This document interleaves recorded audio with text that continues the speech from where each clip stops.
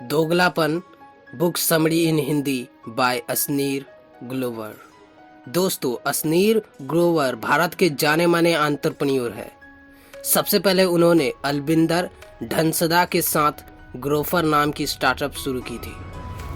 उससे निकलने के बाद उन्होंने भारत पे नाम की कंपनी भी शाश्वत नाकर्णी के साथ मिलकर शुरू की, जो आज भारत की एक प्रसिद्ध यूनिकॉर्न बन चुकी है। यह कंपनी डिजिटल पेमेंट तथा छोटे बिजनेस को ऑनलाइन लोन देने का कार्य करती है। हाल ही में असनीर ने अपने अनुभवों के आधार पर दोगलापन नामक किताब लिखी है। आइए इसकी समरी सुनते हैं। इस किताब के सभी 7 चैप्टर्स कुछ इस प्रकार है। Chapter 1, don't trust people blindly, कभी किसी पर आंख बंद करके विश्वास मत करो। Chapter 2, don't tell your secrets, अपने रहस्य किसी को मत बताओ। Chapter 7, spend time with experts, विद्वानों के साथ वक्त बिताएं। Chapter 4, give preference to family, परिवार के लोगों को प्राथमिकता दो। Chapter 5, job can't make you rich, नौकरी किसी को अमीर नहीं बना सकती। Chapter 6, business company startup makes you rich, business ही आपको जल्दी अमीर बना सकती है। चैप्टर 7, लर्न टू डिलेगेट, दूसरों को काम सौंपना सीखो। आइए अब इन सब चैप्टर्स की समरी सुनते हैं। Chapter 1, don't trust people blindly. जब असनीर अमेरिकन एक्सप्रेस कंपनी के लिए काम करते थे तो उनकी मुलाकात अलविंदर ढिंसदा से हुई। उस समय अलविंदर ग्लोफर स्टार्टअप शुरू करने जा रहे थे। उन्होंने असनीर से कहा कि मुझे इन्वेस्टर्स के लिए प्रेजेंटेशन बनाने में मदद करो। असनीर ने एक बहुत अच्छी प्रेजेंटेशन बनाई और उन्हें फंडिंग मिल गई। इससे प्रभावित होकर अलविंदर ने असनीर से कहा कि आप भी हमारी स्टार्टअप्स में पार्टनर बन जाओ। लेकिन उस समय अमेरिकन एक्सप्रेस से असनीर को 80 लाख महीने की सैलरी मिलती थी। अलविंदर ने कहा कि हम तुम्हें 40 लाख दे सकते हैं और 40 लाख के ग्लोफर के शेयर भी देंगे। इस पर असनीर ने शर्त रखी कि अगर कंपनी की वैल्यू 8 मिलियन हो जाती है तो उसे 100 करोड़ दिया जाए। अलविंदर ने यह बात मान ली। इसके बाद असनीर ने ग्रोवर के लिए बहुत अच्छे से काम किया और ग्रोवर आकाश में बढ़ती चली गई। असनीर ने ग्रोवर पर बहुत सारे केस भी लड़े और जीते, लेकिन असनीर ने देखा कि कंपनी कुछ बेकार लोगों को भी हायर कर रही थी और बहुत जूनियर्स को असनीर से भी ज़्यादा सैलरी दी जाती थी। जब उन्होंने अलविंदर को यह बात कहा तो अलविंदर ने उन्हें जॉब छोड़ देने के लिए कहा। जब कंपनी के वैल्यू 4 मिलियन के लगभग हो चुकी थी, इस तरह से असनीर के 10 करोड़ बनते थे, लेकिन अलविंदर ने उन्हें 1 करोड़ से भी कम रुपये दिए और उन्हें नौकरी से जाना पड़ा। तभी से असनीर ने सीख लिया कि कभी भी किसी पर आंख बंद करके विश्वास नहीं करना चाहिए और हमेशा लिखित कॉन्ट्रैक्ट ही साइन करनी चाहिए।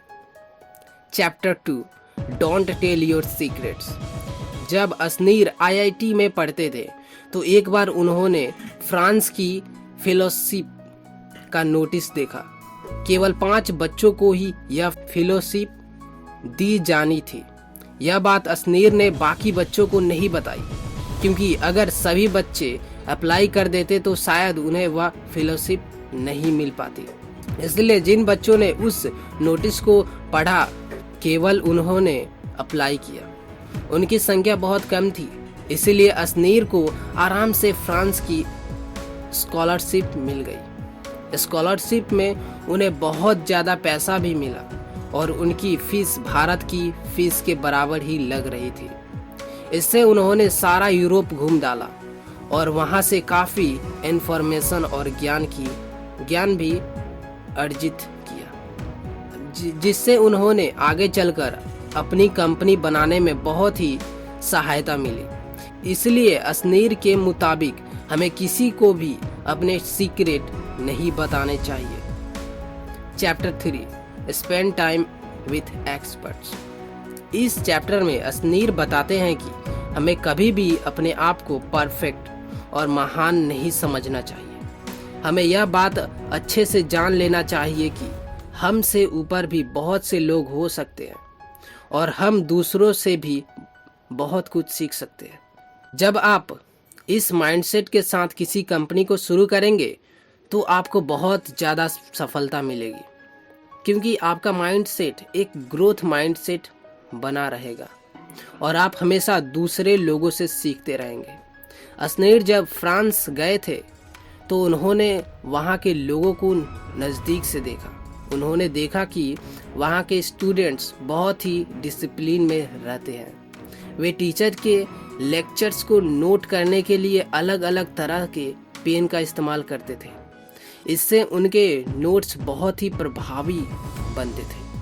असनीर ने भी यही टेक्निक सीखा और बाद में वे भी कलर पेन से अपने नोट्स बनाने लगे।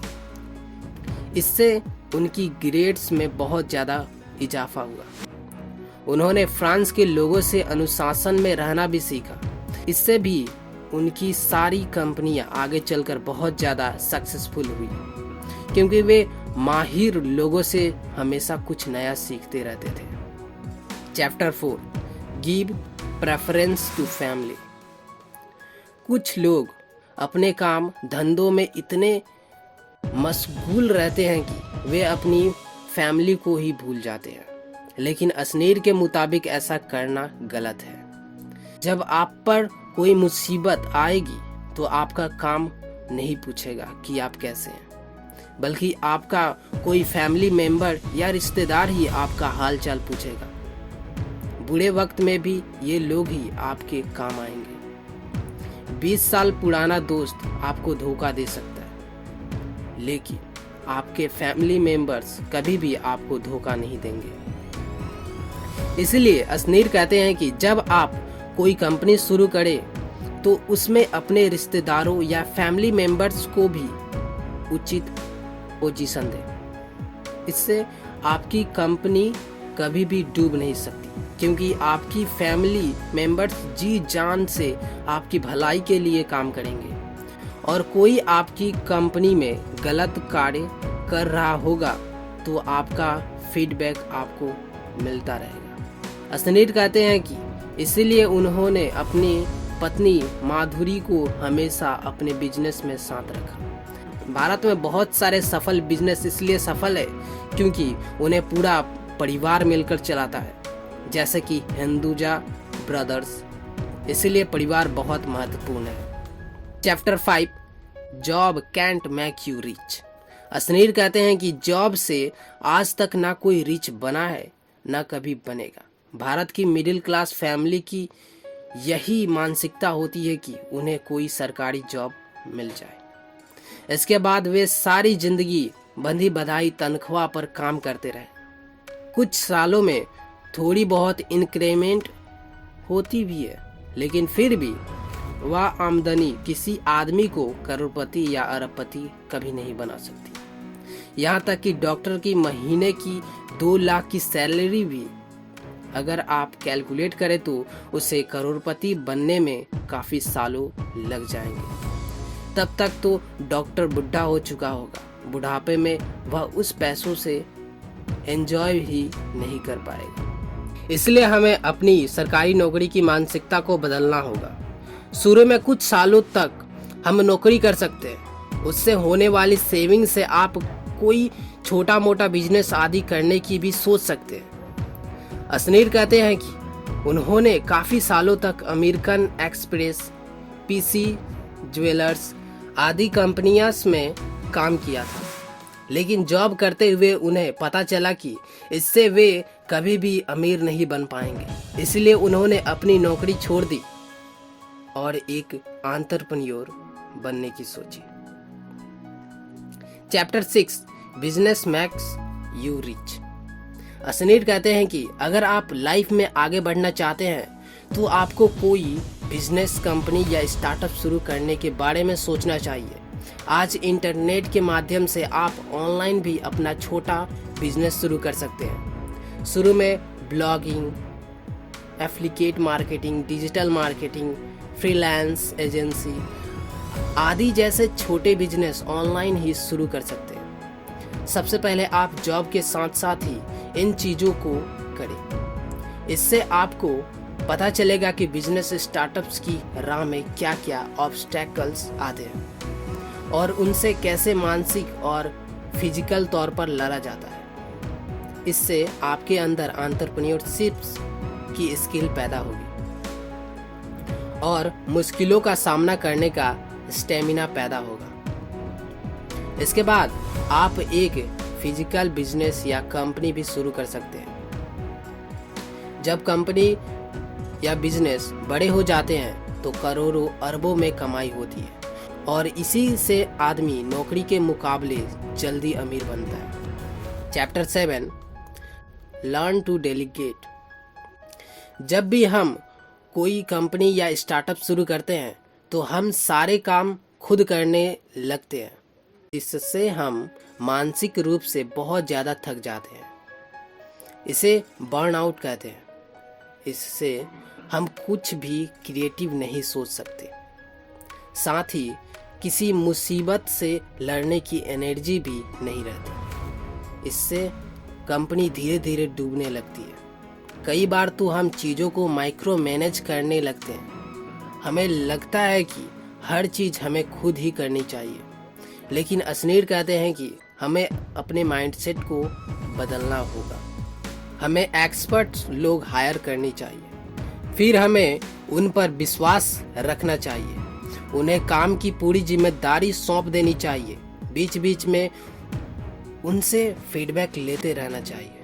लेकिन ऐसा नहीं हो कि हमें 24/7 उनके साथ बैठकर ही उस काम को करते रहें। हमें आदमी के टैलेंट को देखकर ही उसे जिम्मेदारी सौंपनी चाहिए। हर आदमी हर चीज़ में एक्सपर्ट नहीं हो सकता, इसलिए जो जिस काम में एक्सपर्ट है उसे वही काम देना चाहिए। उदाहरण के लिए ब्लॉगिंग में भी आप चीज़ों को डेलीगेट कर सकते हो। जैसे अगर आप कंटेंट नहीं लिख सकते तो आप फेसबुक या फाइवर आदि से कंटेंट राइटर ले सकते हो। इसी तरह अगर आपको ब्लॉग डिज़ाइन करना नहीं आता तो वेब डेवलपर या वेब डिज़ाइनर की हेल्प ले सकते हो। इसी तरह से हमें चीज़ों में डेलीगेट करने की आदत डाल लेनी चाहिए। दोस्तों, यह थी असनीर ग्रोवर की किताब दोगलापन की समरी। उम्मीद है आपको पसंद आई होगी। दोस्तों, आप घर बैठे इस किताब को अमेज़न से मंगवा सकते हो और पढ़ सकते हो।